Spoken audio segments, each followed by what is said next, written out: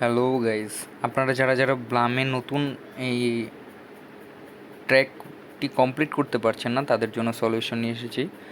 আমি অনেকবার ট্রাই করেছি যে এটা সলভ করব, বাট আমি ট্রাই করেও পারিনি।